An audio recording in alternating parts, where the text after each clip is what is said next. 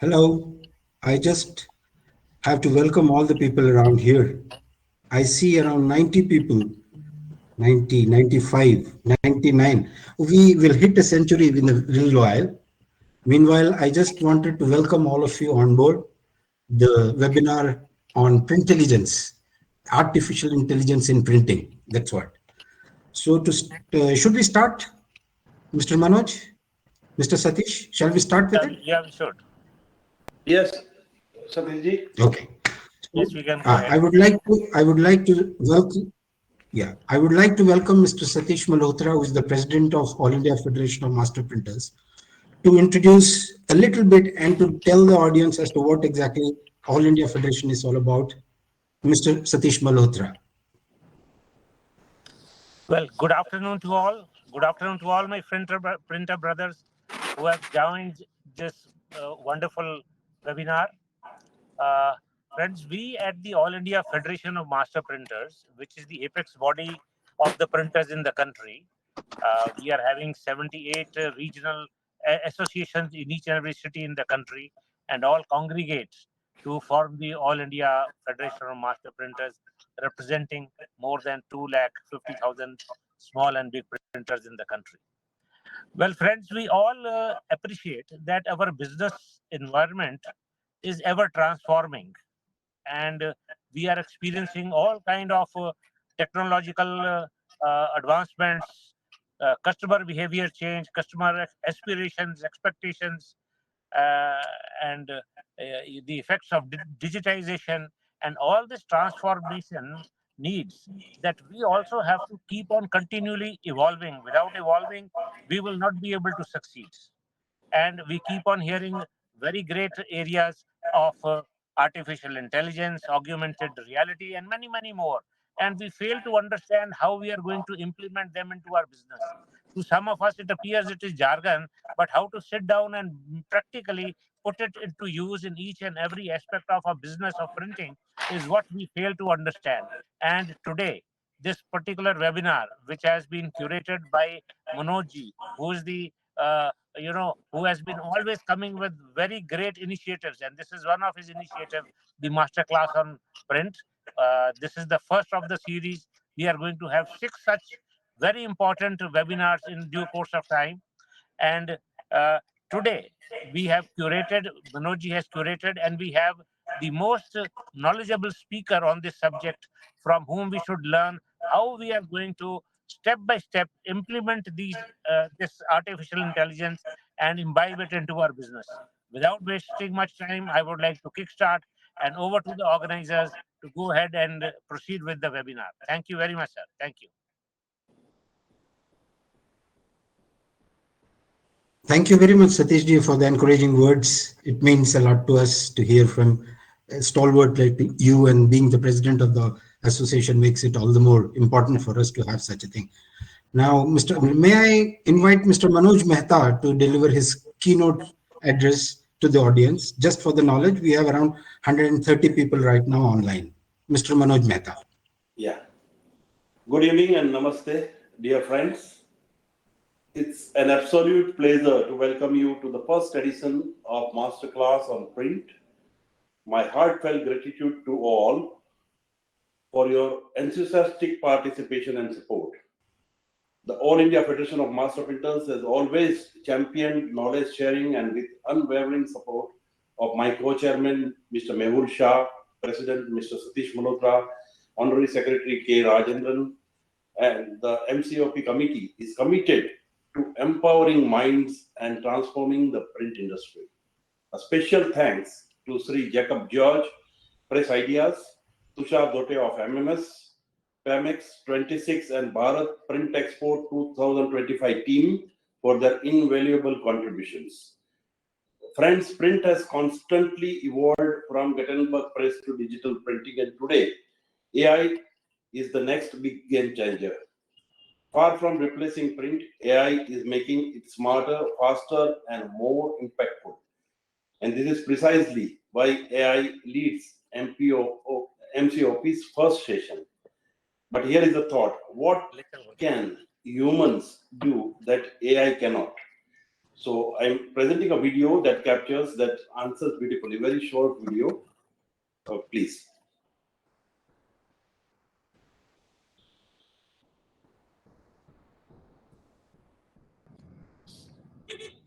Mr. Jacob. Mr. Jacob.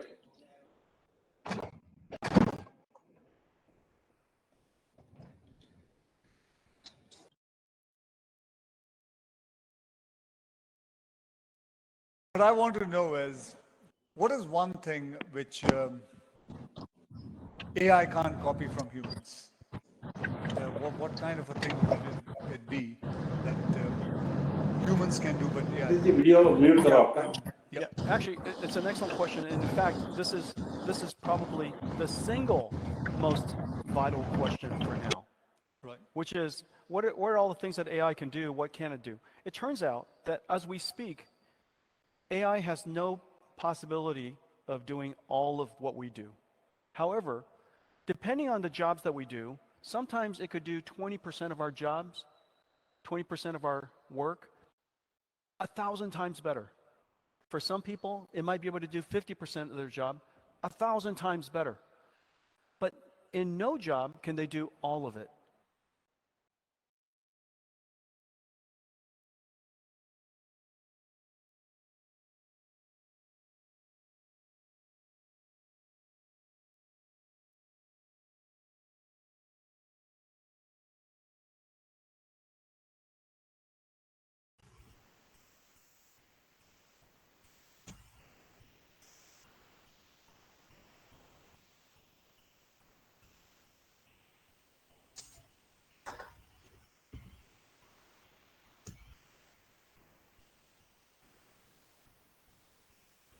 Manoj bhai, your audio is muted, it seems.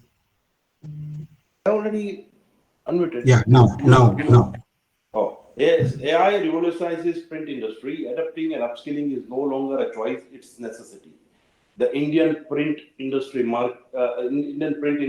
AI market is expanding at an astonishing pace, and those who embrace this transformation will lead the future. Join us as Siva dwells into AI transformating role in prepress and design, along with fascinating look at AR in content marketing for packaging.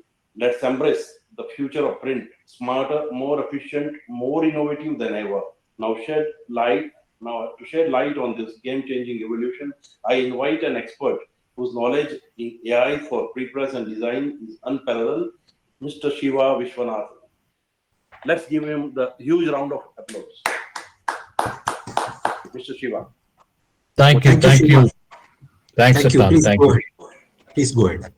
Thank you. Thanks for inviting me to start with. I've been involved in design as an industry for an extremely long time.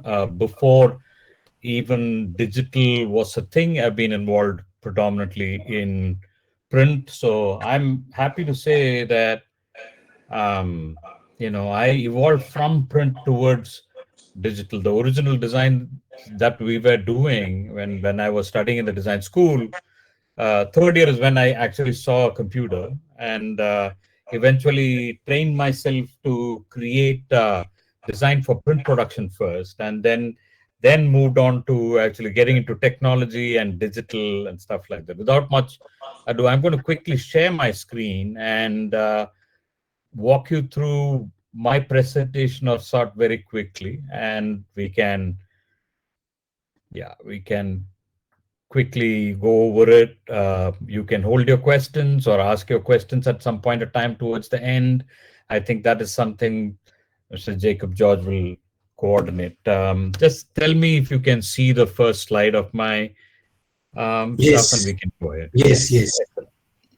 Excellent. So this is something that I've been kind of talking about quite a bit for the last probably about almost 2 years now, I think, since AI was really a thing and it started, and we actually saw a whole bunch of tools that come in. First of all, we need to understand that AI is of multiple sorts, right? It's not everything is not one uh, general idea of artificial intelligence. Artificial intelligence is broken into multiple parts, and as Jerry Seinfeld says, we as human beings are smart enough to invent AI, dumb enough to need it, and so stupid that we cannot figure out if we did the right thing or not. That's the kind of state that we are in right now. We really do not know where the future is going to take us with artificial intelligence, but we know that it's a useful, useful thing that we need as we go forward. So that's what I want to start with. There is a day job that I have. I actually run a company called Catenate. I'm a co-founder of a company called as Catenate. You can see the logo on the right side bottom corner. And we actually create a product called Maya, which is what you see the logo of on the right side top corner. Maya is, like it says, it's an AI-powered platform. It's designed to assist businesses improve their entire talent. How do you actually acquire new talent, engage with talent that has already been there, and retain them? We actually created one AI algorithm that uses much more complicated things like, of course, machine learning, large language model, um, natural language processing, and much more to actually create a product that will help businesses keep their talent together. It's kind of based on Daniel Kahneman's behavioral economics, and that is something that we believe in very heavily, and that we think is the kind of future. So that's the product that I've been working on for a long time. But I do go back and try and actually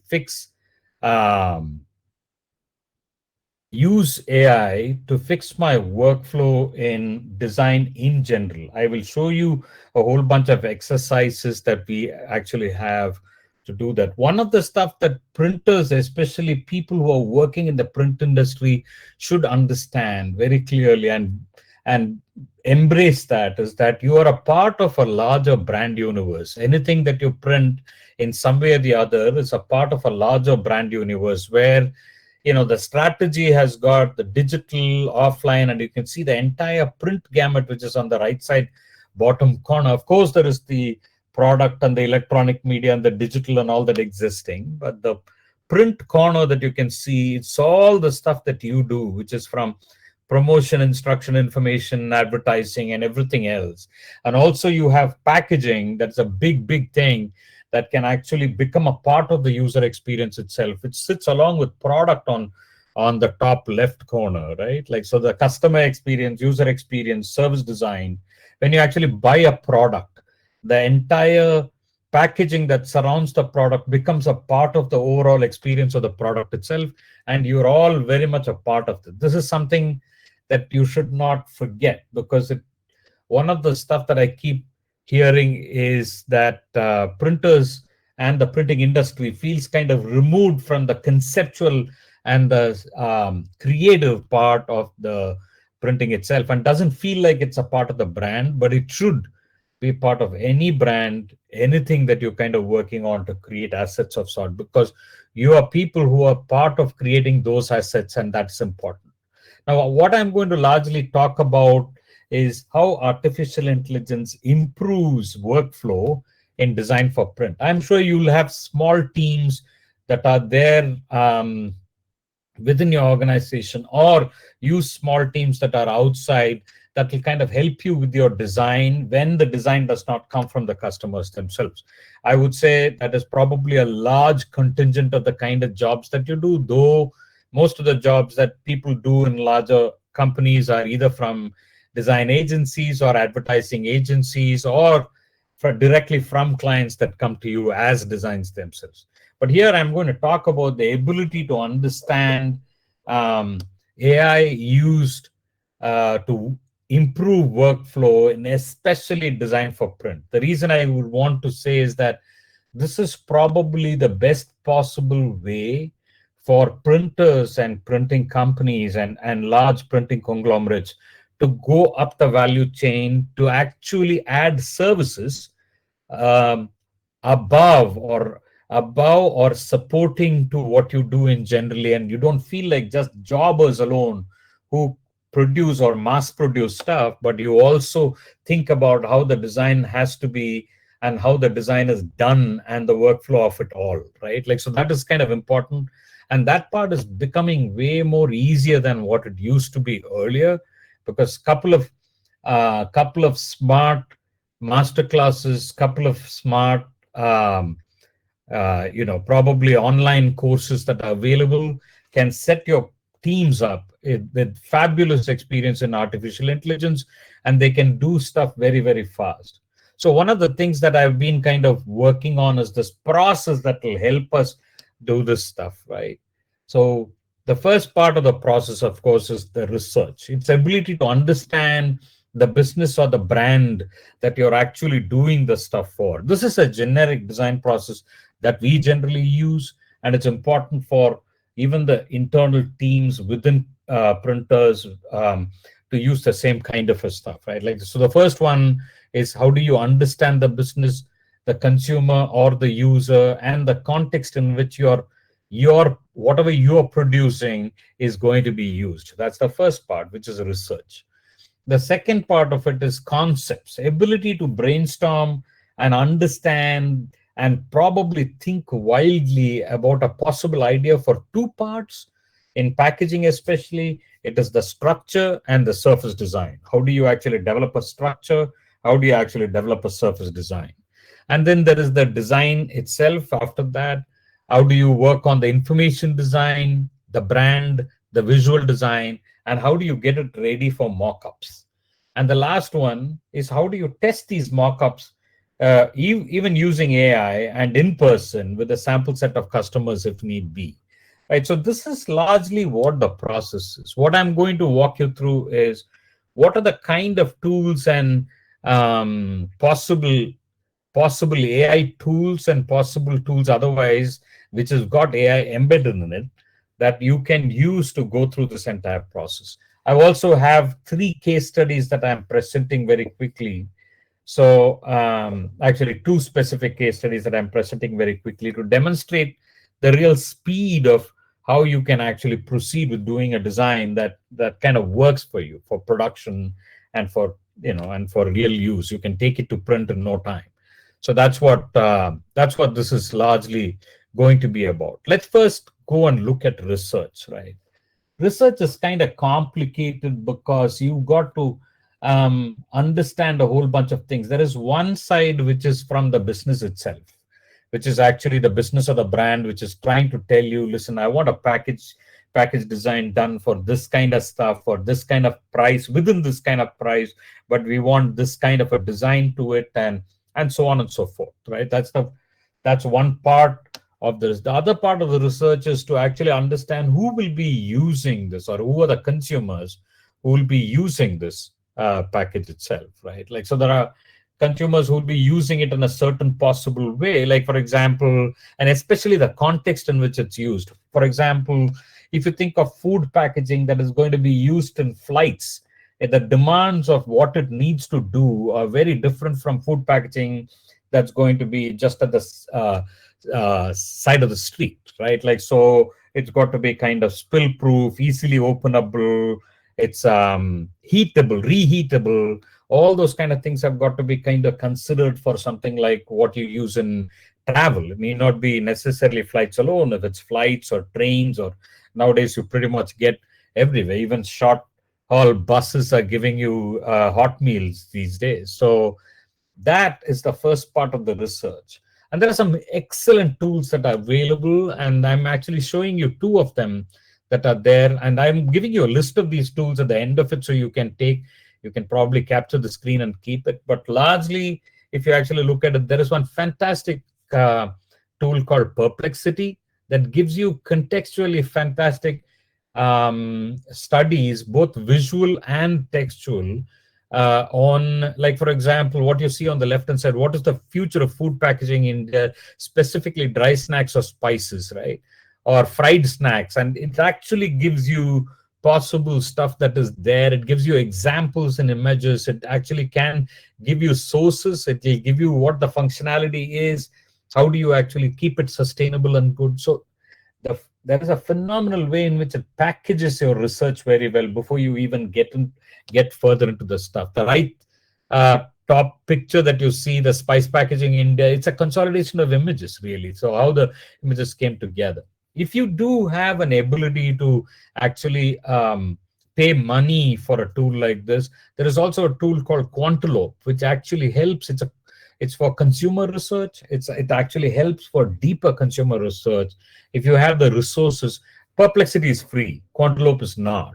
Quantilope actually provides you an ability to get quantitative and qualitative research with actual consumers, so that you can get a deep idea of understanding what the problems are. And I think right now, most of the packaging systems that we create for these kind of stuff fail because that we don't understand the mode of usage or the context of usage rather than just the surface design, right? Structurally, will it sit very well? Will it actually open? What are the problems that people face when you actually look at it? Even you and I, when we travel or when we actually use a package in a certain way, I mean, how many times have we been frustrated not being able to tear open a packet of snacks, and like if you try find it and eventually tear it, it just flies all over the place and falls all over. Those kind of problems, if you've got to sort it, talks about, it takes a little bit of innovation. So even if you go to Perplexity and ask for the basic set of innovations that have been done in snack packaging elsewhere in the world that we can think about and use, it'll give you something in no time. So the first set of stuff that I wanted to present to you was in research, which is Perplexity and Quantilope. It's a desk research only, and you can actually use consumer research if you use Quantilope and get people to interview, survey, and so on and so forth, right? That's the research part of it. Sorry, once you've done the research, you're actually moving towards, excuse me. Once you've done the research, you're moving towards the concepts, right? And how do you actually understand and better the concepts? I've got this exercise that I work I've actually presented a few times with the Print Business Outlook conference in Bangalore, in Bombay, in Chennai, and many places, right? So at one point of time when this AI thing came up, I said, listen, it'll be good if I actually take it up as a challenge. There was a friend of mine who had a coffee plantation at some point of time. I said, I'll take that as and he wanted to actually package the coffee beans in a smarter, nicer way than just putting it into some basic packaging and sending it out. So I said, why don't I use this as the case study to actually see what can I do with the packaging in less than a day? Conceptually, what can we do with this packaging in less than a day? I mean, it's important that I tell you the time, because that dramatization is what makes us understand the ability of an AI and ability of using an AI. So I started working with AI. I said, let's strategize, design, and develop a primary package design for coffee beans from South India. Of course, it is actually a place called Chikmagalur, and so Chikmagalur is very well known for its coffee. First coffee actually started out in Baba Budangiri, which is supposed to be next to Chikmagalur, and Chikmagalur is where the first coffee plantation for India really started. So, and then I actually went to ChatGPT and started with a prompt, which I said, the prompt engineering is a great way to kind of understand this better. So as a brand owner, I want you to generate a brief for a small batch exclusive South Indian coffee from a single estate in Chikmagalur. But before starting on this, ask me 10 questions about the brand to write the brief. If you understand, say yes. That's the first possible prompt. So here I'm trying to kind of illustrate the method in which you can engineer your prompt in such a way that that you will get the optimum result from what ChatGPT does. You got to understand that ChatGPT is nothing but it's a language model which kind of exists at the back, and what you're trying to do in some way or the other is to ask that language model or the best possible way is that you actually define a persona for that language model and say, as that person, I want you to do something. But before that, you ask me a bunch of questions. So I am telling ChatGPT that you are the brand owner, and I'm telling ChatGPT that I want you to generate a brief for a small batch exclusive South Indian coffee from a single estate in Chikmagalur. But before going there, for you to write a good brief, it'll be great if you ask me 10 questions about the brand, right? So it asks me 10 questions. The questions are there. If you can see the screen well, I can read out some of the questions. So it starts with, what is the name of your brand, or what do you have a specific vision or a mission statement for your coffee brand? Could you describe the unique qualities or values that your brand represents? What type of coffee are you looking to create? Is it single origin? Is it a blend? What is it? Can you provide any specific details about the flavor profile? This is something that's come from ChatGPT to me.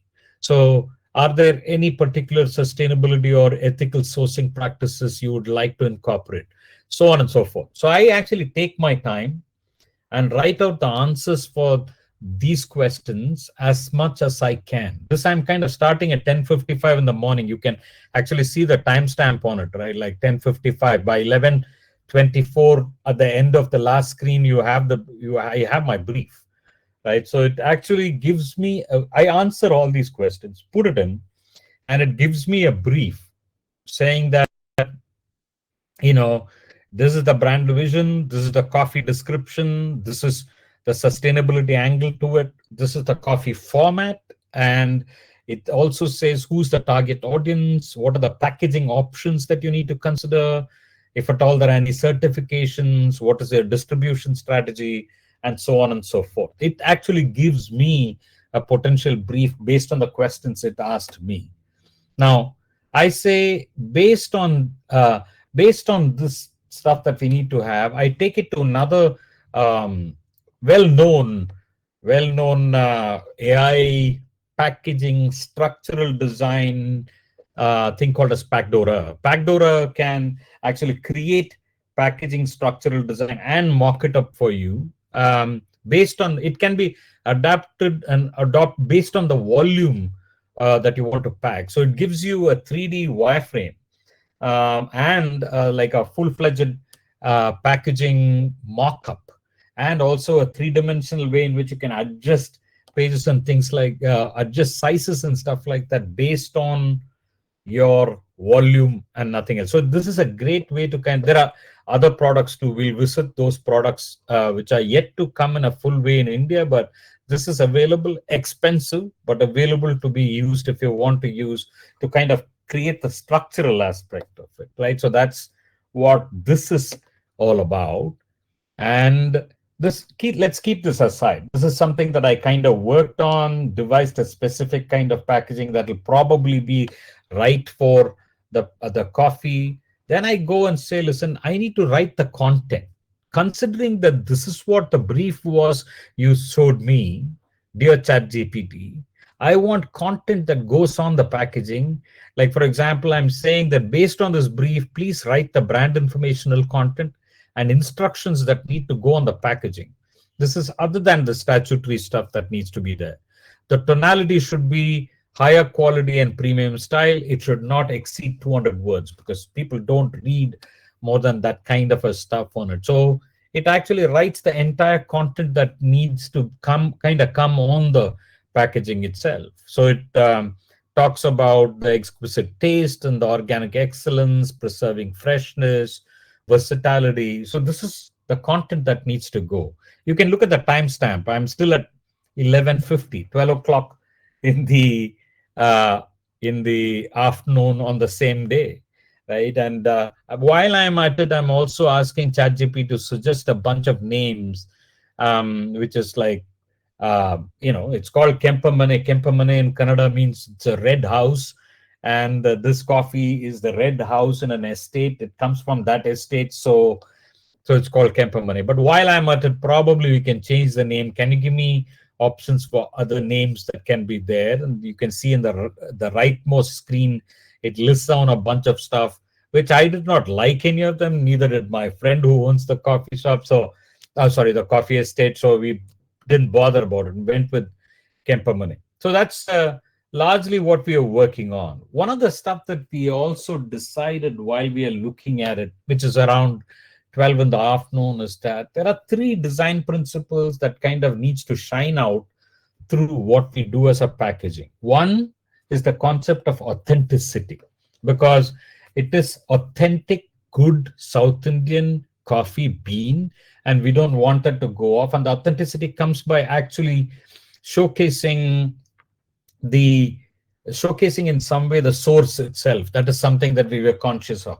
Where is it coming from, and how authentic is that, right? The second thing that we wanted to talk about was the tradition associated with coffee, right? There are lots of traditional stuff, and there is a legacy to how coffee is used. Coffee is, especially in the South, it is like coffee is used as a daily ritual almost, and it's important, it's of a certain quality and so on, and that tradition needs to be kind of reflected. That's a second design principle.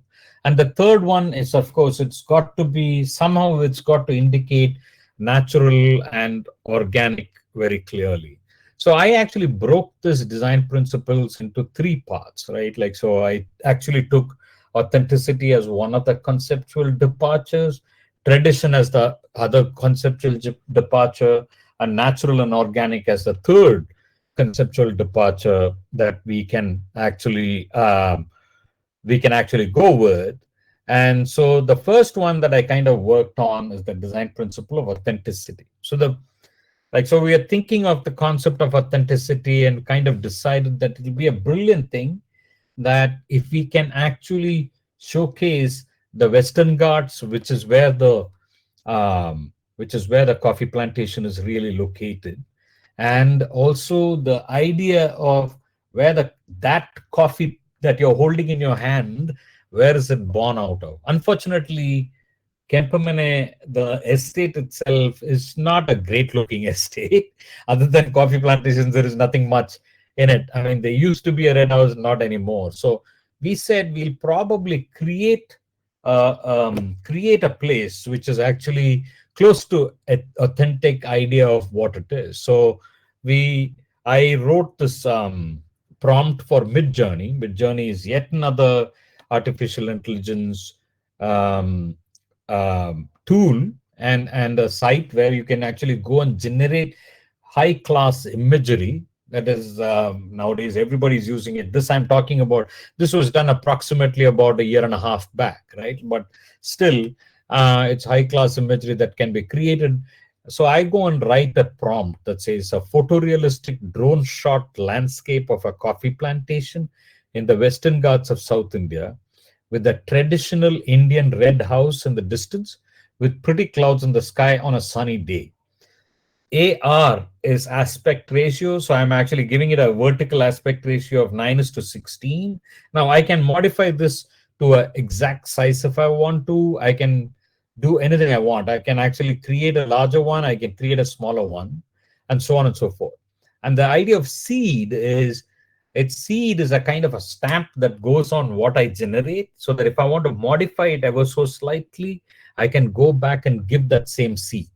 Then it will go and fool around and modify it in a smart way that actually will create, will create a better version of it as you go. So eventually, when I give this to Midjourney, what I get is this. I get a bunch of options. Unfortunately, AI is not as smart as you think it is. On the left-hand side top corner, you say, since I said a drone shot, it's put a drone in as a part of the picture, which is a very dumb idea. It's just not a great idea, really. But it eventually gave me what is on the right, which actually I refined over time and defined it to a certain extent of what is on the right. We took that picture and I realized that we can extend the picture to as much as I want to actually showcase more. Like tomorrow, the format changes to something more horizontal. I can extend it as much as I want, and so on, to create newer formats and newer styles. Newer assets, brand assets of sort. Like, for example, imagine this is on the packaging, but later it's got to go on a large billboard outside the estate itself or in Bangalore, it's possible that we actually create much longer versions using the same picture. You can extend it. It's actually called as outpainting. So you can increase the canvas and outpaint further into the canvas as an extension of the same picture. So now I took this and I created the typographical design of it further, as saying that, like, how will the Kempemane label work on this entire stuff? So that's the verticalized packages with the Kempemane. Now the interesting thing is that there is a fabulous way in which this even Adobe Illustrator, now it's got Sensei and AI mixed into it. It actually gives you an interesting method in which I can actually give it a prompt inside to give me multiple colorways if you want to. So you can see it in this small screen. So I go and give a prompt in the generative recoloring. So just that label, I said, listen, can you actually give me a natural and earthy hues that resonate with coffee, chocolate, and plantation landscape? So it gives me a bunch of options, and I use one or two of them, but largely it does that within Illustrator. Now, Adobe Illustrator, Adobe Photoshop, the entire Creative Cloud has got AI, or what they call as Adobe Sensei integrated into it, that's being used pretty smartly by designers and to actually create multiple options extremely quickly. However, what you should keep in mind is the fact that this is not possible by AI alone. All the typography, all the font selection, all the type and where it goes and the sizes and it's all my decision. So it actually helps me do it faster, but doesn't replace me. It's very difficult for AI to replace me completely, because there is an emotional quality to actually what I select, and there is a certain educational and experiential lived experience background that I have that of course AI doesn't have, that I actually apply to put this stuff in place, right? So we are great partners, and I can do it alone by myself, but AI cannot do anything by itself unless I am present. That's something that we got to kind of keep in mind. So that's the first design, and I created that into a potential possible packaging on how it will be packaged, how it can be folded and sealed, including some amount of idea of material and things like that, which I got from my research and perplexity and stuff like that. That's broadly. This is actually, we are talking about, say, 2:30 in the afternoon. That's what you're talking about, right? Like, so then we'll go to the second one, tradition. So one of the stuff that is known is Yakshagana as a dance form or a theater form is known very well in Karnataka, at least in the Chikmagalur, in this area, right? So we wanted to use the idea of Yakshagana. So if you actually say a close-up of Yakshagana performance in red dynamic brushstrokes, watercolor with color splatter on a clear white background, and if you actually create that kind of stuff, and we say the same thing, like for example, stylization --s is stylized, so I give it a 50 stylization, which is kind of halfway. You go and, as an AI, you go and stylize it more. I don't want to keep it 0, but you keep it as 50, stylize it as much more as you want. So I get images that are like this, Yakshagana performer images. I don't think it's very authentic, but it's close, right? Like, so I kind of use one of these and the bigger one that you have and create the next one, which is the Kempemane, same packaging, but different design and different surface design and different style. And that I have the second. And then the third one is natural and organic. There is a French painter called Rousseau, Henri Rousseau. So I'm a big fan of Henri Rousseau.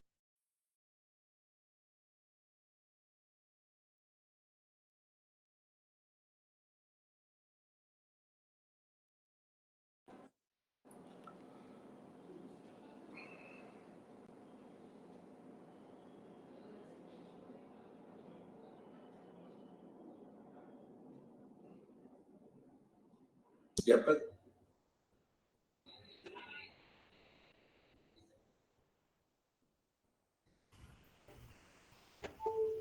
I think. Oh yes, you're Sorry, back. I'm back. No, I think I lost you in between. I think just a few seconds. It will probably 60 Are we seconds. are we connected again, Mr. George? Yes, Sorry, I had a yes. power failure and I kind of lost in between, I No, guess. no problem. You are still collected back. Good to go. Good to go, sir. Good to go. You can hear me now? Is it all good? Yeah. And Yes, sir, you're audible. Please carry on. Okay, great. Excellent. So I'm actually going to go back to my presentation again. And sorry, I had a power failure and I had to kind of quickly switch back to the other router that I have. I can't hear you. that's okay. That's Yeah, okay. No I worries. can't hear you at Everything all, is under Jacob. control. Make full screen, please.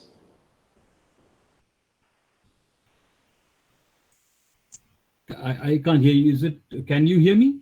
Yes, you can. Yes, you are audible. Yes. Okay, but I can't hear you for some odd reason. That's the We thing that can is we can worrying hear me. you, sir. We can Are hear you you on very mute by clearly. any chance? No. Just give me a second. There is something wrong with my. Okay, can you hear me now? Can you say something, Jacob? Yes. Yeah, we can hear you. Okay, I know See that and hear. you can hear me. My worry is that I can't hear you at all. So yeah. All right. Let me quickly move to the next part.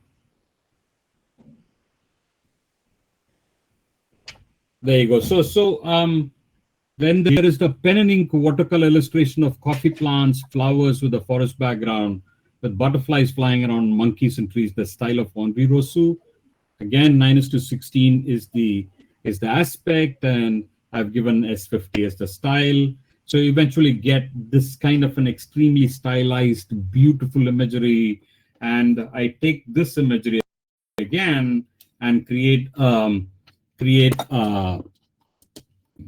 the next possible packaging for it, which is what that looks like, which includes even marking up stuff like a cup, which you can mark. This is slightly different from a structural perspective, and that's broadly, that's broad.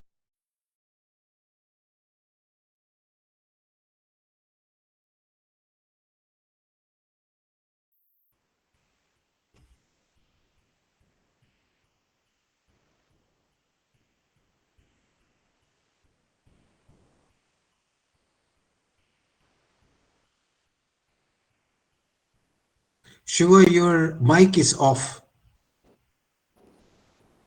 Your mic is off.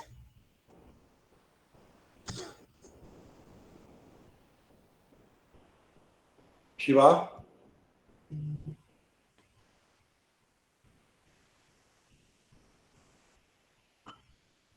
Shiva can't hear you. Jacob, call in. Yeah.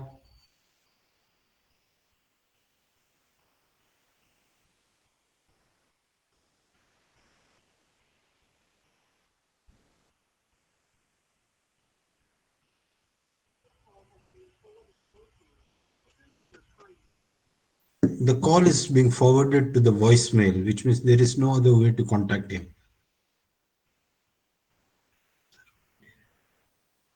Sir, can't hear you. Shiva? Shi-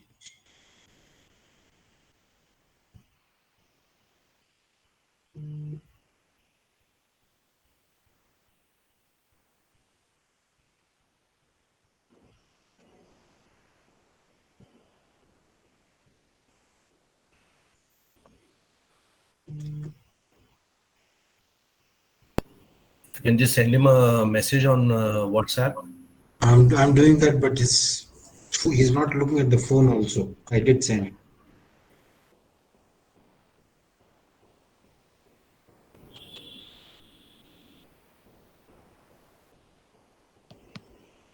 He's going ahead, yeah. Shiva, I can't hear you. Shiva sir, I have requested to unmute also. If you can see a message on top, I guess.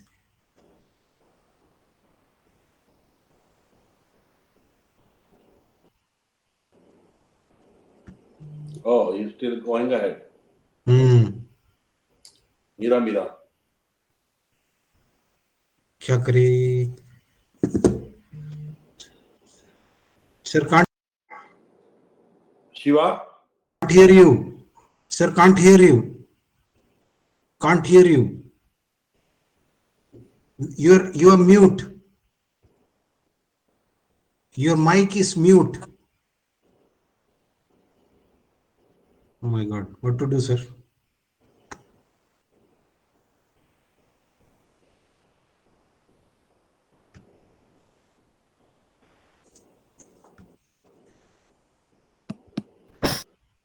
Shiva? He's not answering the phone. No, it's going into the voicemail. Oh God. Shiva?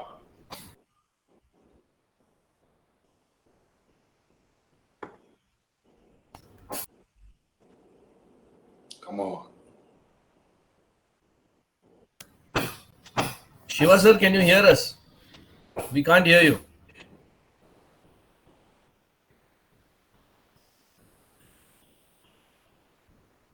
He's on. What to do, sir? I don't know. Is there a way to stop him?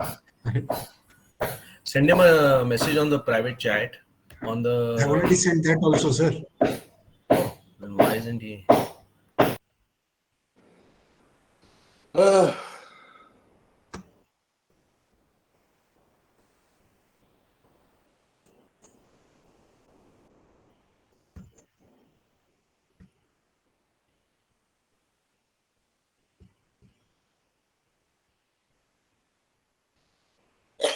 Sorry. It was all mute, sir. We'll have to go back.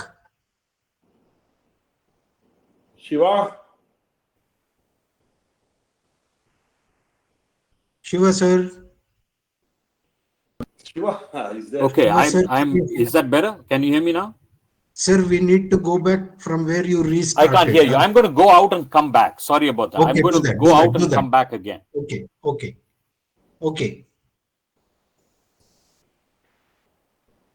Sorry. Sorry, all the attendees. Extremely sorry. These kind of hiccups sometimes happen.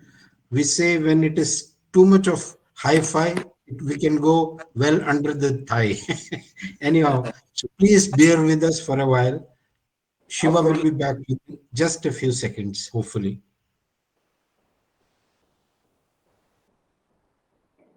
Please bear with us.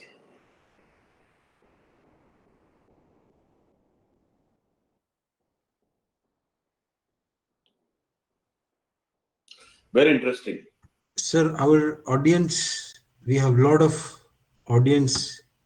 We have, in fact, a full house, to be precise. Sorry, can And where yes. we left off? Yes. Where did you lose Doesn't me? matter. No worries. Let's go back to the point where you restarted after the power failure. Okay, we'll start there. That's fine. We'll do that. Okay. So I tried to call you. I sent a message, but anyhow, doesn't matter. Oh, I'm on do not disturb on the phone. I know. It went into the any voicemail. Right. It's okay, sir. Please go ahead. That's fine. So I think we were probably just Jacob, will you just help me where we were? Do you think did you see all this? Did you hear all? You're not presenting right now. You need to present. Okay, let me actually add that. Yeah. Stuff in first. Just give me a second. Present. Share screen. Entire screen. There you go. Okay. Now you can see my screen. Yeah. Go back. Still back. There. Yeah. Somewhere here. Correct. Okay. So let me actually start from here. That's probably a better place, right? Like so. Okay. So we kind of decided after this, that there is a bunch of design principles that we'll go with. Authenticity, tradition, natural and organic are the three. And so we decided that we'll actually try out authenticity. And I know probably some of you have heard this thing before, but I just want to kind of, for continuity, I'll go back and bring you in a little bit. Authenticity was about the idea of actually where is the source. So we worked on this idea of a photorealistic drone shot landscape of a coffee plantation in the Western Ghats of South India, and like a traditional Indian red house, so that's what we actually wrote as the possible prompt. And once we wrote as the possible prompt, we actually created I created these images. I also indicated that how dumb AI can be at times, that the left hand side top corner, you also have an image with the drone in it, because I said a drone shot. But and then we actually zeroed in on one of the images. We thought about extending it tomorrow. If you want to extend it to multiple formats, you can do that too. So extending the images is a possibility. And we can actually use Adobe Illustrator to do the typography, which is what I've been kind of working on. This is my own work and not the AI's work. Both of us are great partners, but not necessarily. AI is not a great individual contributor. I could probably be a better individual contributor. AI cannot be a individual contributor, not right now at least.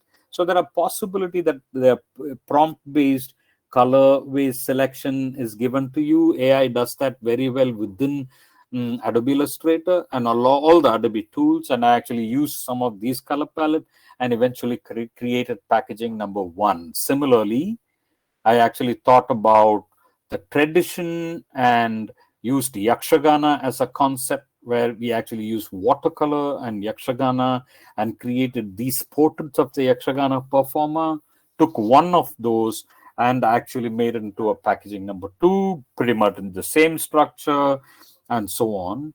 And the last one is natural and organic. Henri Rousseau was a French painter, and I like the style. Now, AI doesn't know that I can associate this French painter's work with a certain idea of illustration.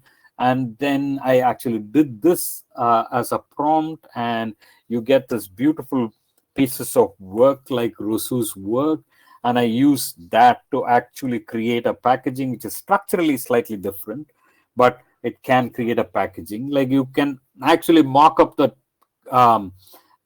coffee cup also along with it, or the coffee paper cup that is there. And then I used an AI product to actually make a pack shot for this. You can actually create a pack shot out of it. This is using another AI. I think the tool name is there somewhere at the back. When we get there, I'll point it out to you. But this is what it can really do. So in a matter of a day, like from actually morning 11, 10:50, whatever, to about 4:30 p.m., I have 3 options. Now, will I actually take these things to final print? I don't think I will. I'll probably work on it better. But the point is, it gives you an opportunity to think much wider in a very, very short period of time, that I can actually go till the end of a potential product and keep it or ditch it, because it didn't take me so much time to do this stuff. I can actually say, this doesn't work for me, let's try something else more.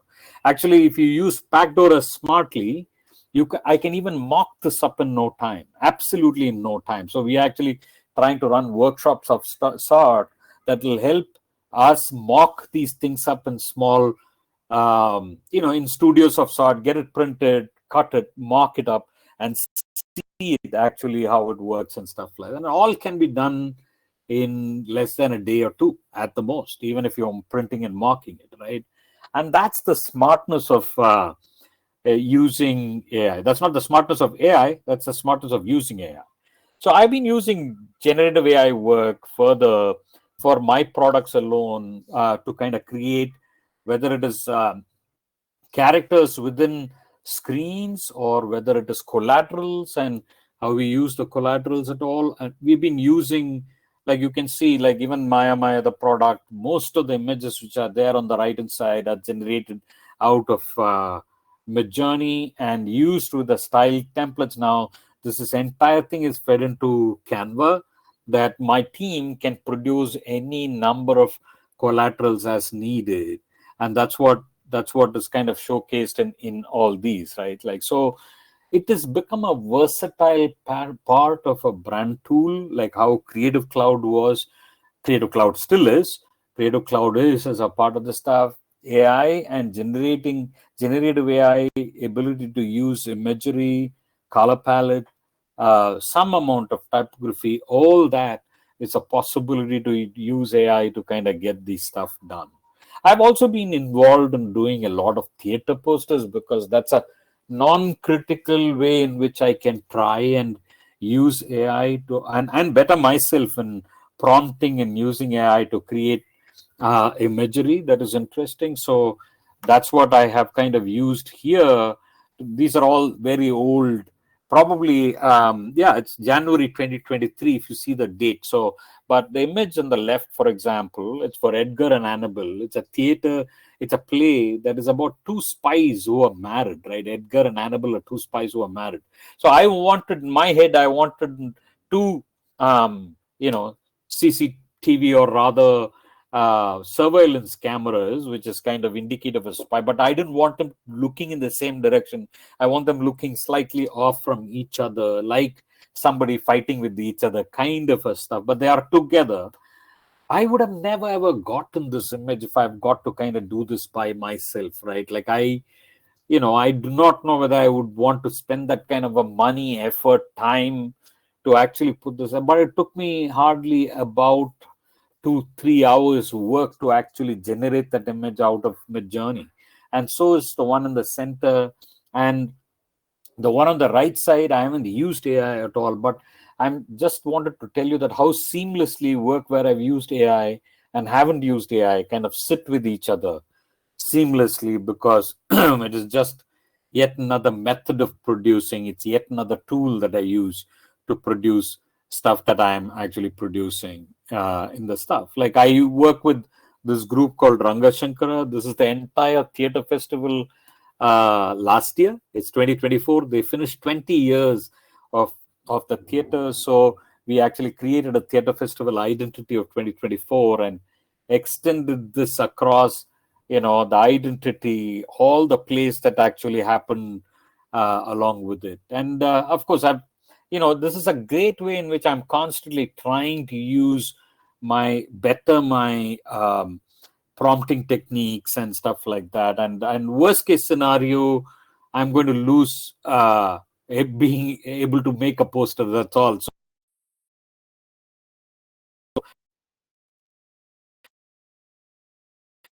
So it's a non-critical thing, but it helps me kind of utilize and typography.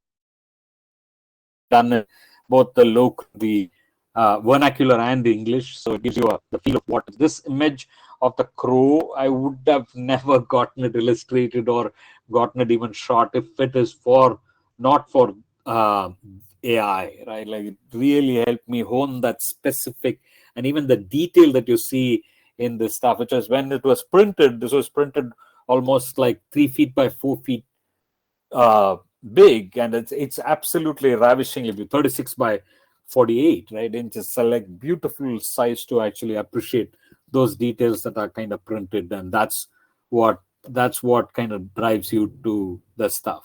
I also fooled around a lot. There is a critique, film critique that you probably know called Bharadwaj Rangan. He's a very well-known film critique, and actually I tried to. So he was actually doing a live, and I was trying to do that stuff for, as him as movie characters. The left-hand side is Stanley Kubrick. Both are Stanley Kubrick films. Left-hand side is Shining.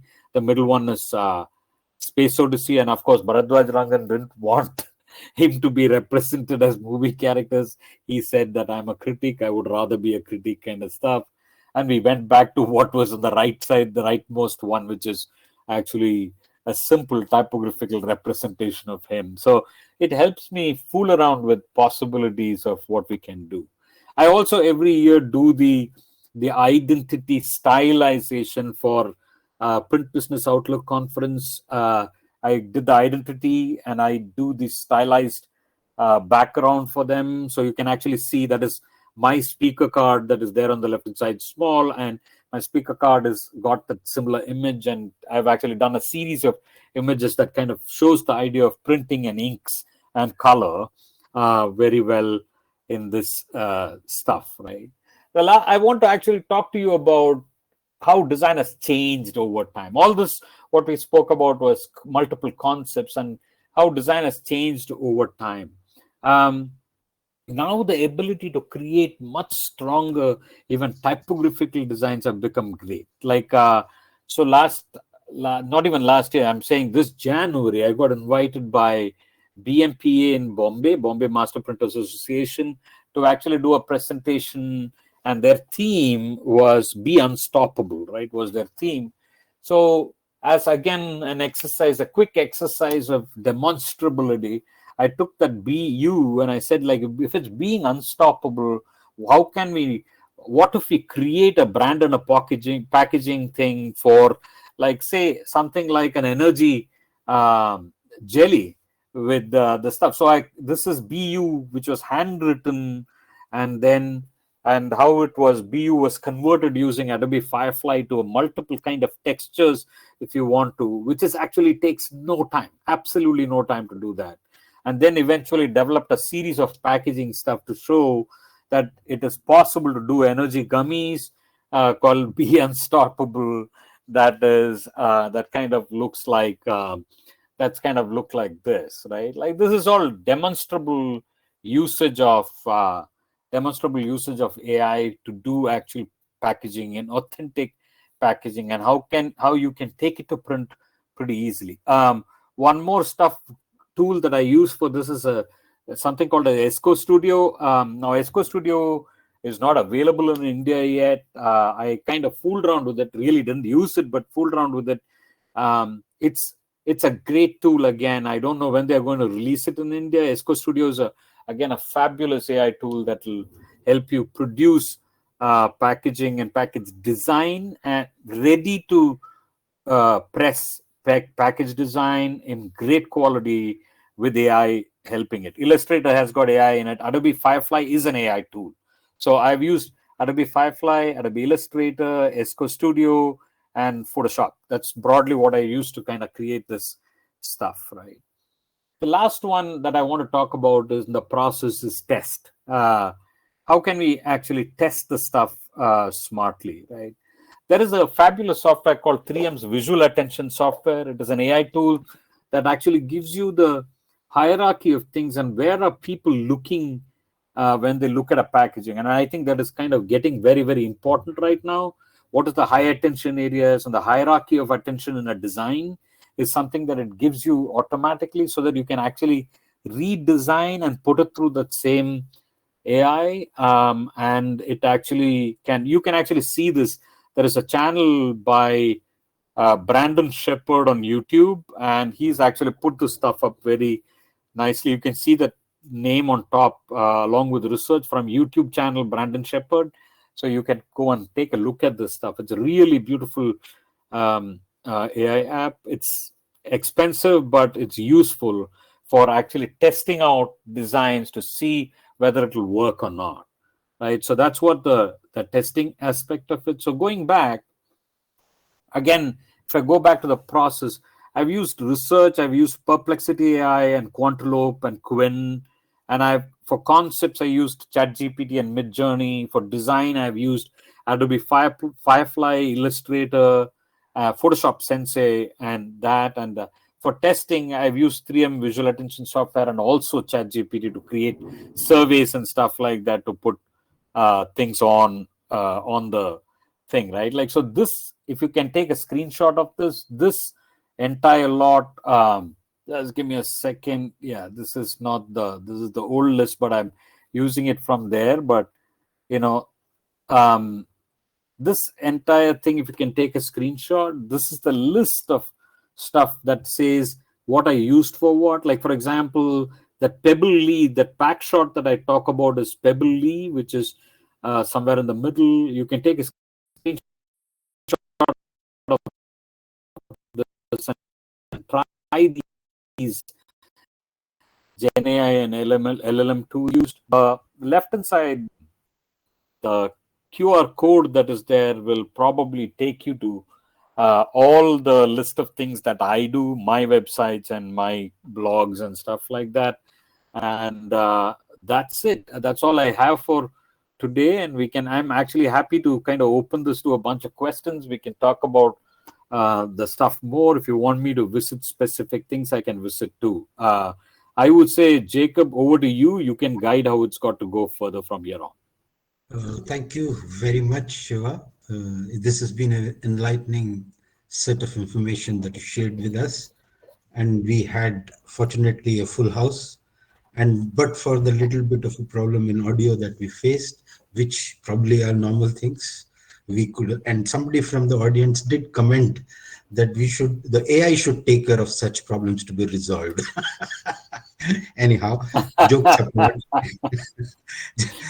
apart, a few questions that I have received.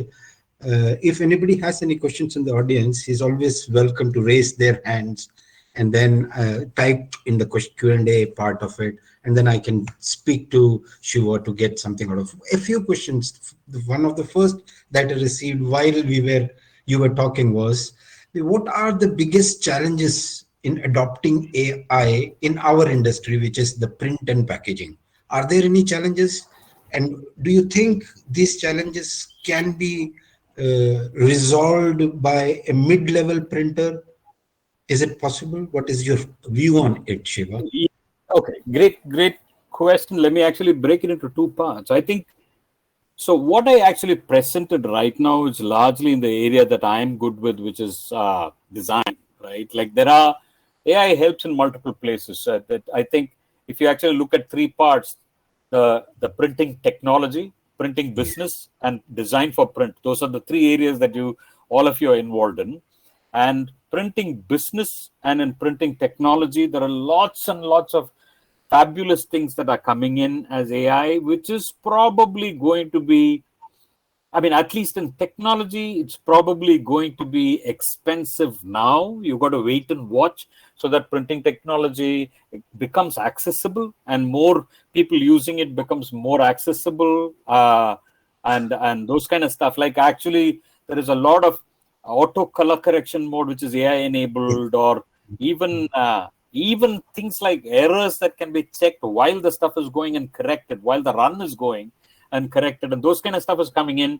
But it calls for a huge bunch of change at an infrastructural level that might be exorbitantly expensive right now, and it'll probably take some time to repair and probably fall into a level where everybody can afford it. However, on the business side, there are some fabulous tools, including the ones that we've talked about before. Manu, who's probably with us, he's been working on a fabulous tool that is about estimation, ability to estimate as precisely and correctly as you can, predominantly using only prompts, right? Like by using prompts, like you can actually loosely say that I'm looking to print 10,000 copies of this using this kind of paper, using this kind of technology, using this, and eventually it will become this kind of a product, and it can give you a fair idea of what it's going to cost per cost, and of course it will give you the entire idea of what it can be. That is a lot of those kind of things are happening in business aspect. The generic idea of using AI for businesses, everybody's embraced it, right from doing proposals to estimations to a whole bunch of things are already happening anyway. But the most easily embraceable or most easily accessible change with AI is probably design right now, because of course, other than business, probably design. I would say visible and valuable change that you can make with AI, right, is probably in design. Coming back to the second part of the question that you asked, like, what is the hurdle really? The hurdle probably is not being able to embrace it. It's a human hurdle. It's like we just don't like embracing new things. We resist change.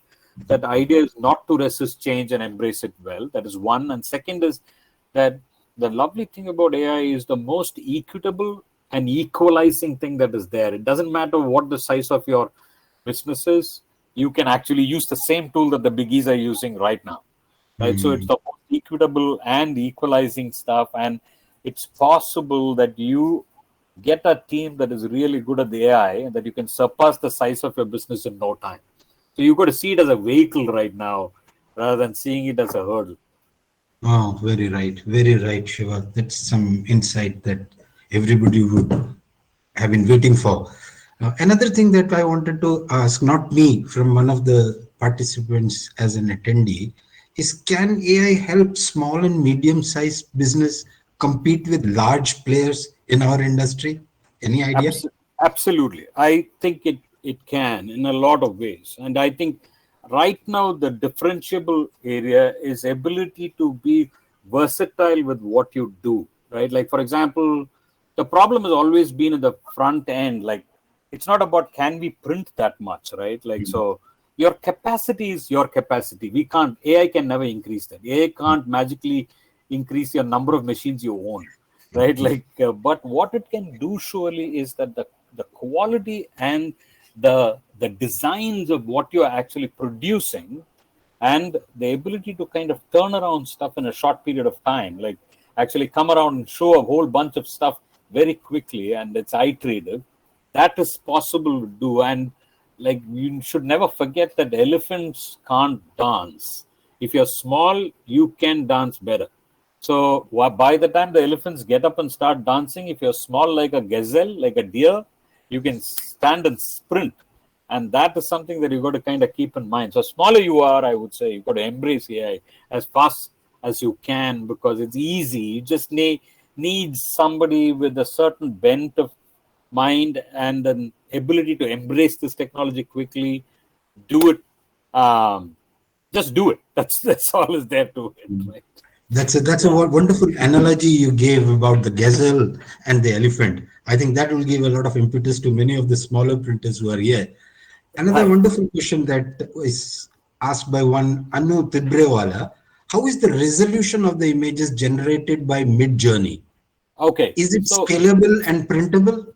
absolutely. So what I've been doing is this, right? Like, so what I've been doing is for a long time, I've been using stuff that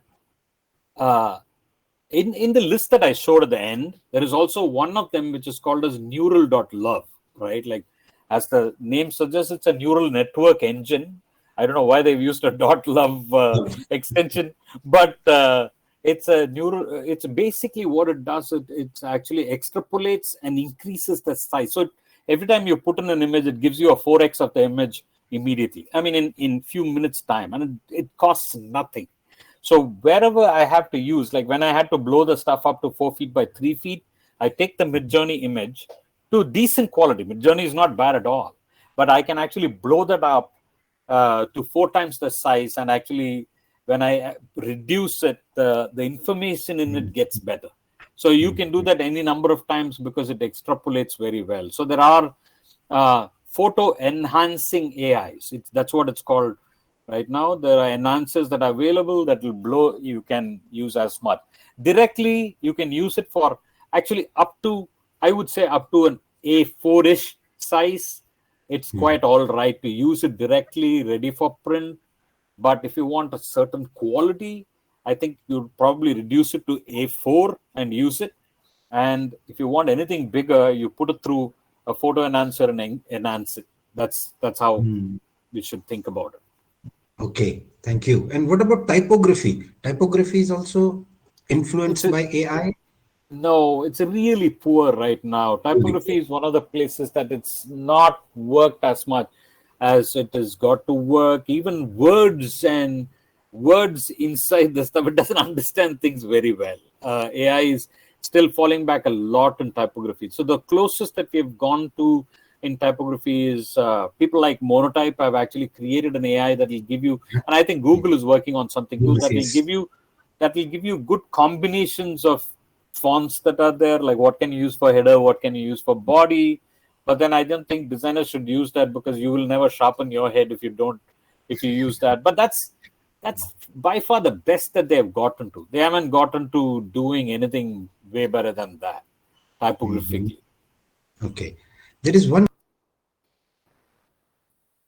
question from Mr. Urjit Javeri. I think he's from Pinmark, Ahmedabad, if I'm not wrong. I don't know. So he's asking if are there any AI tools specifically for pre-press? You have talked about the enhancement of the figure images and all, but is there anything else which specifically does for pre-press in Flexo? See, I think If you have an idea, that's. I think Photoshop itself has actually got Sensei included in it in a big way right now, right? So Sensei of Photoshop is a great tool for pre-press already. If it is just photographs, there is Lightroom, and there is also a lot of photography-oriented AIs that are plenty. That there's too many of them that are there. That is about just image enhancements, correction, touch-up, cleaning. All the stuff can be done using this, including stuff like lighting change, which is actually a big thing that is happening right now, right? Like, so it actually takes an image and changes the lighting ever so slightly and all that. There are lots of stuff that is available. But at an artwork, if you know what I mean, a composite artwork level stuff, other than Adobe tools that are available with Sensei integrated with it, there is not many that I know of. But all the Adobe tools right now have got stuff into AI integrated with it already. So it can do stuff like it can outpaint, it can enhance stuff, it can suggest color that will work for you better. If the prompt is correct, it can even tell you the colors that are like within the gamut that is correct, printing gamut that is correct, and so on and so forth. So those kind of stuff, Photoshop itself uses. That's amazing. Now, there's another wonderful question from one Upendra Kuber. He's asking, can we trademark AI-generated images for our enterprise? Okay, lovely question. Like the copyright is all up in the air right now. I mean, I think there are policies being formed about copyrights and ability to trademark things and stuff like that. Right now, at where we are sitting right now, you can probably trademark it very easily. But will it stay like that is something kind of questionable. Europe is working very hard on a bunch of policies that will govern this stuff, because technically an AI image that you generate is a mishmash of a whole bunch of images that are available publicly somewhere. It is just that it's not directly associable, and so it's not directly creditable. You know what I mean? So it's actually becoming a philosophical question rather than a logical and a legal question, really. Where who owns that image is something that people do not know, and so the trademarking. Right now, yes, but I think policies are being formed, and it's going to be difficult pretty soon. Absolutely. That's the gist of it. Now, another question that has come up, which I found was very interesting, by one Akshay Ranadive. He says, how much possibility in that AI eating a job of a graphic designer? It seems Akshay is a graphic designer. And Okay. I would, before you answer, sir, I just wanted to add that I feel personally that as a graphic designer, he should be using AI to his advantage than to anything else as a threat. Now you may go ahead, sir. I mean, you've answered that question in a lot of ways. I'm a graphic designer by training. I'm probably as old as it gets as a graphic designer. I mean, I'm 86 batch of an NID, right? Like, so, you can't get older than this. So technically, if anybody has got to be feeling irrelevant with AI coming in, it's me, right? Akshay, you're probably way younger than I am. And I'm saying that if you don't embrace AI, nobody will. The only reason that you are going to be displaced from your job is because you are not using AI. You're not going to be displaced by AI. You're going to be displaced by other people who are using AI. So you better get to the idea of using AI, right? AI, like I said, can never be an individual contributor. Unless you and AI work together, nothing much happens that is brilliant. So, I'm iterating again. You will be displaced by someone who uses AI better than you won't be displaced by alone. I think there was a little bit of disturbance in between while you talked, but that's okay. I think we were able to answer the question well. Okay. Now there is another Yeah, question which is coming up. Just a little bit technical. As a printer, how can one reduce paper and ink wastage with AI? I mean, it's just typical. I don't know how you will answer it because you must understand that we have all printers So, here.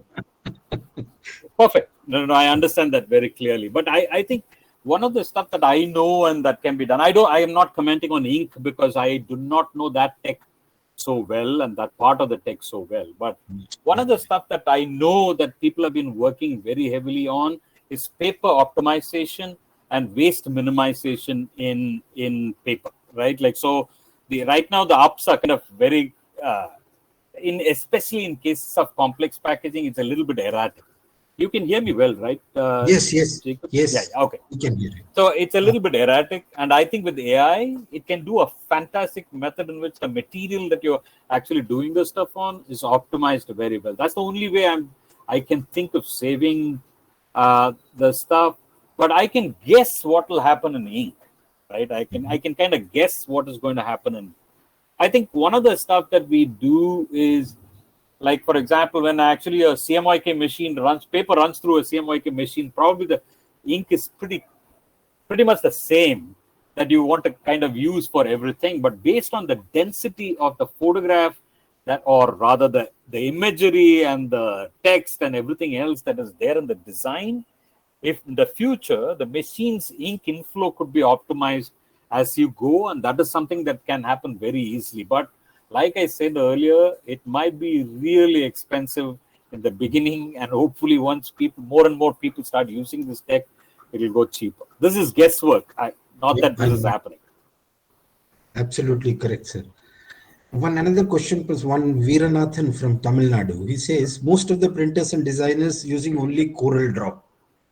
Is it having AI facilities to do the jobs like that possible? No, CorelDRAW is not a great tool to use. People should embrace and move out. I know that it's a vector package. Okay, let me clarify this, right? CorelDRAW has got like it's a vector, and there is a publisher inside, and there is also a photo editing software in it. But broadly, people use the vector package of CorelDRAW, which is equivalent to an Adobe Illustrator, right? That's what people use. But CorelDRAW is not as industry friendly as it should be. The only thing is that it doesn't have the problem of actually paying exorbitant license fee as Adobe. We got to pay Adobe, but there are lots of interesting tools that are coming up on the internet nowadays, which are probably going to displace CorelDRAW very easily and displace even Adobe too. You never know. One of them is Affinity. There is an entire suite of stuff called Affinity.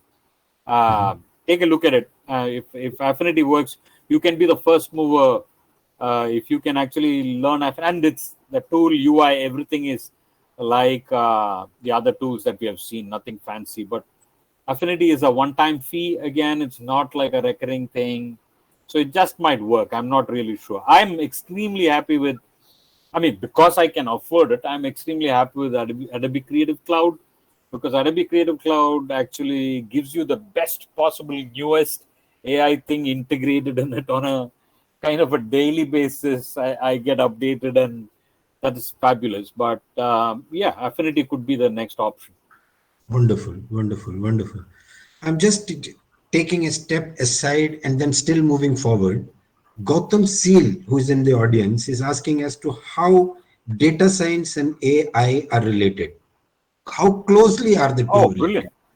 Brilliant. That's a great question. Actually, every possible piece that exists at the back to actually create a large language model, which is what artificial intelligence is dependent on, is data, right? So data science as a practice is the fundamental thing that actually creates an artificial intelligence engine, right? So data science is AI. So actually, as if data science was like a adolescent, AI is the mature 60-year-old of the same thing. Wonderful answer. Wonderful answer. Now, I have another, getting back into the printing sphere once again. There is a very interesting question from one of the panelists, in fact, co-panelist, Mr. Manoj Mehta.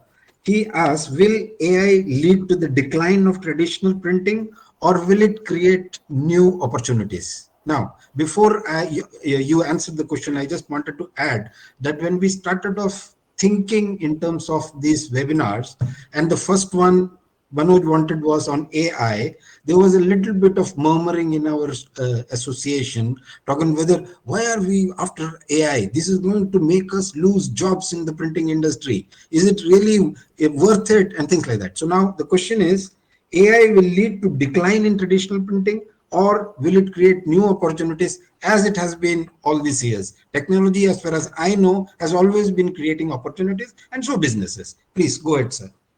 So let me actually talk a little bit of a personal story, right? Like, so I have Please go seen ahead. some of the changes over time. I'm from a generation that was born before TV came to India, right? Like, so the first TVs were black and white TVs that were shared stuff that you go and watch in somebody else's house, right? Like, and then Asiad Games happened and the color television came in, and then after that, so we've seen television, we've seen color newspaper. Newspapers were not color when I saw color newspaper happened, and then we've seen satellite television happen, and we've seen internet, we've seen computers, internet, and so on and so forth. Now till AI. Every time a new thing comes, they say the old one will be killed, right? Like every time something new comes, they say that's the end of the old one, right? But it all coexists right now. Even now, we know it's all coexisting quite a bit, and especially in our country where vernacular is such a big thing, and AI is still not so great with the vernacular stuff, right? Like, so I don't think the jobs are going to run away very quickly. Like I said earlier, you will be displaced by people who know AI rather than you being displaced by AI itself. AI is not going to steal your job. Somebody else who knows how to use AI will steal your job. So you better know how to steal you. No, you better know how to use AI is what I would say as the answer. By itself is, I think there is probably a roadmap of about 10 years before that kind of stuff happens, right? So like they talk about these three things, right? Like they talk about general intelligence. So this is artificial intelligence. They talk about general intelligence and they talk about super intelligence, right? Like, so if artificial intelligence again becomes much older, then of course I'm sure it can live for much longer than we can.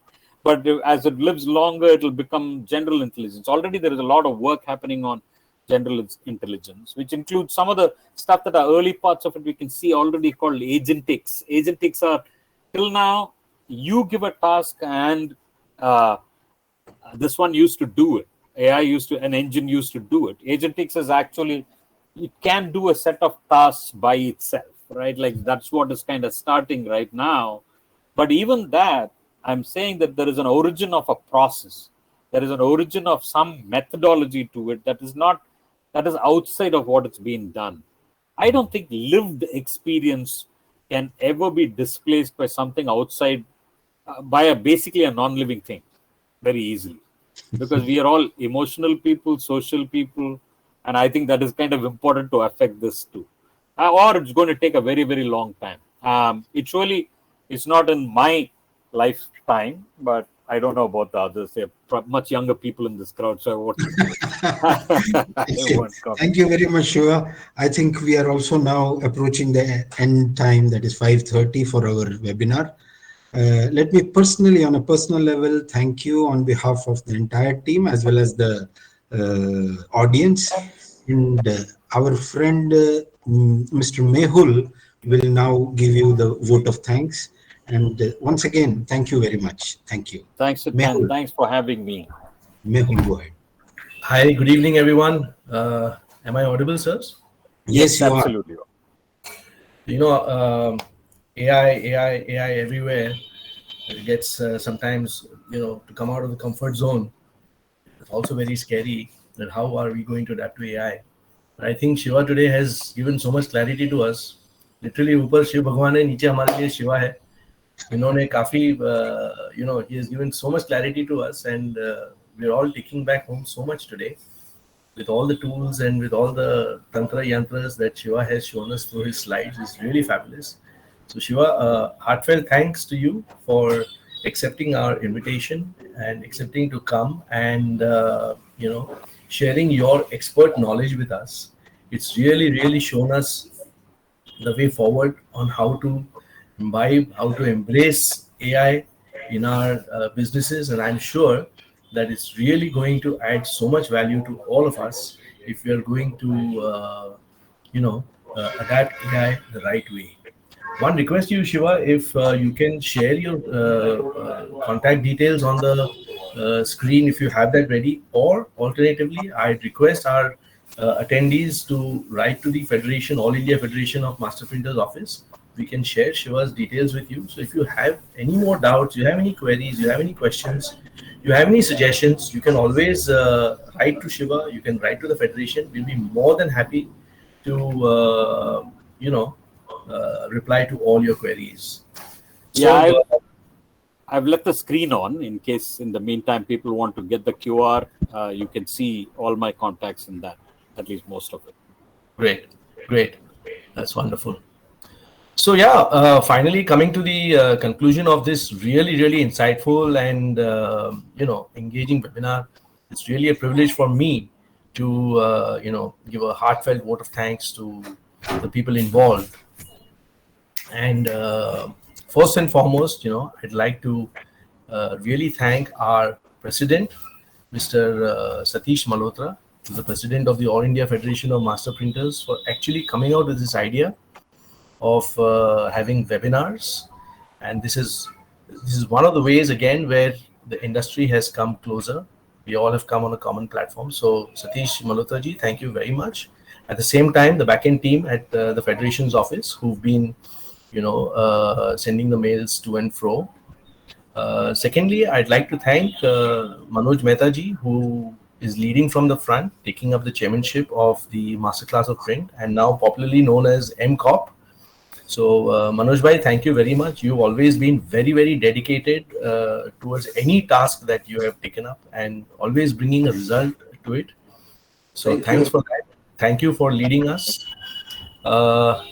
I'd also like to place on record about Mr. Tushar Dhote and Anil Arora ji of printpackaging.com for promoting this event, whereby we could get so many registrations, we could get so many attendees, and making this event, this webinar, such a successful one. Jacob sir, thanks to you, Press Ideas have been really on the forefront, and you have been meticulously planning and organizing this event right from the ensuring that a smooth coordination, a seamless platform, which has really supported in hosting this webinar so successfully. So Jacob sir, thank you very much. Finally, and most importantly, our deepest gratitude to Technova for their generous support and sponsorship for this event. Heartfelt thank you to Sri Amit Khurana ji, who's the CEO of Technova. Really thankful to you, sir.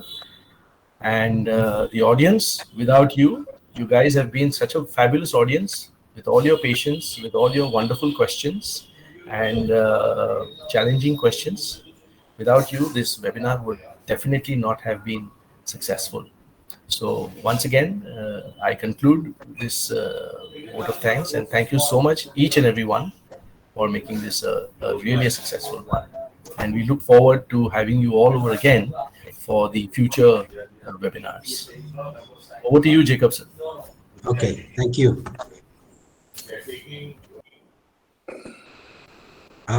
Thank you very much. And this is the next webinar that we have, that is on 19th of April, which you will get as in the email also with the link to register. And that will be basically by Mr. Amit Shah, talking about innovative smart packaging with sustainability. Thank you everyone. Thank you very much, everyone. and may God bless. You will Bye-bye. receive more. You will receive more information about the forthcoming webinar, Innovative Smart Packaging with Sustainability. And again, Amit Shah, who is the MD of Spectrum, a very, very renowned figure in the industry and very, very knowledgeable in this topic. So you will definitely receive more details on as we go further towards the date of this webinar. Thank you all. Thank you. Thank you. Thank you. Bye bye. Thank you, Take Shiva. care. Thank you. Have a Thank you. nice evening. Thanks, Don. Bye. Bye. Bye. Bye.